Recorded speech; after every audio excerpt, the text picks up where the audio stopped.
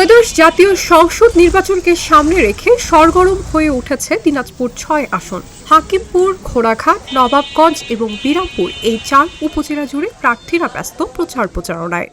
আর যোগ্য প্রার্থী চাই আমরা। এই যে আমাদের হাকিমপুর রাস্তাঘাট খারাপ, এগুলা আমরা ভালো চাই এবং আমাদের চিকিৎসা হাসপাতালগুলো ভালো চাই এবং যারা এগুলা ভালো করবে তাদেরকে ভোট দিতে হবে। আমরা এমন লোককে চাচ্ছি যেন যে রাস্তার উন্নয়ন করবে,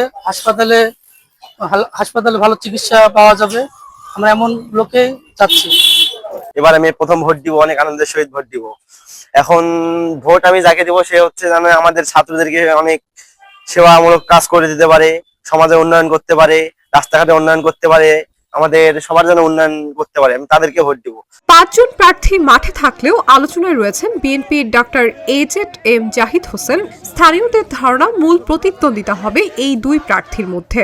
এই হিলিতে রাস্তাঘাট খুব ভালো নাই।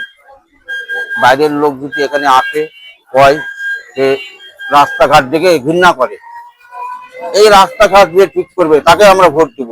আমাদের এমন প্রার্থী দরকার যে জনগণের জন্য সেবা করবে, আমাদের জন্য সেবা করবে। তাদের সেবায় আমরা নিয়োজিত হব না, আমাদের সেবায় তারা নিয়োজিত হবে। এখন তো সেরকম প্রার্থী পাওয়া যায় না। তারা করার প্রতিশ্রুতি দিছে, পোর্টে এই আন্তর্জাতিক বিভিন্ন ধরনের মাল আমদানি রপ্তানি হবে পোর্টে স্থল বন্দর দিয়ে, এটা দিছে। তারপরে নারীদের কর্মসংস্থানের পথ করবে, তারপরে ফ্যামিলি কার্ড দিবে। এই জন্য আমরা ডাক্তার জাহিদ স্যারকে চাচ্ছি। আর আমি জীবনের প্রথম এবার ধানের শীষ মার্কায় ভোট দিব। ৪টি উপজেলা, ৩টি পৌরসভা এবং ২৩টি ইউনিয়ন নিয়ে গঠিত দিনাজপুর ৬ আসনে মোট ভোটার ৫,৫৭,৬৯৩ জন।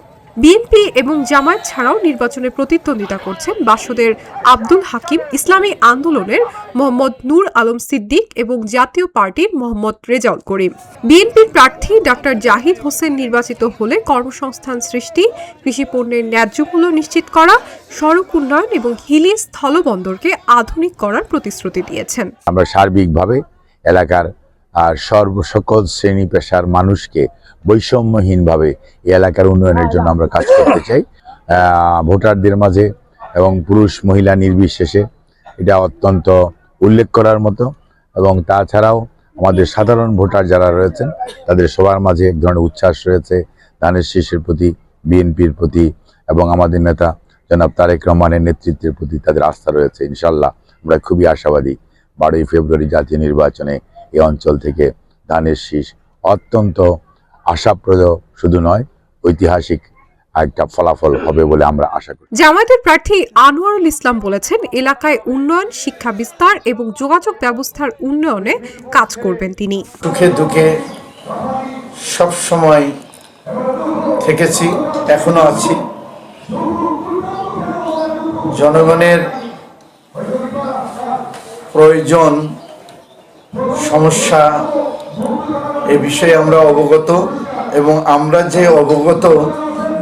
আমরা যে তার সমাধান করতে পারবো এ ব্যাপারে জনগণ আমাদের প্রতি আস্থাশীল।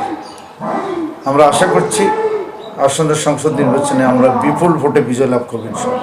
ভোটাররা বলছেন, যিনি উন্নয়ন করবেন এবং সবসময় মানুষের পাশে থাকবেন তাকেই ভোট দেবেন তারা।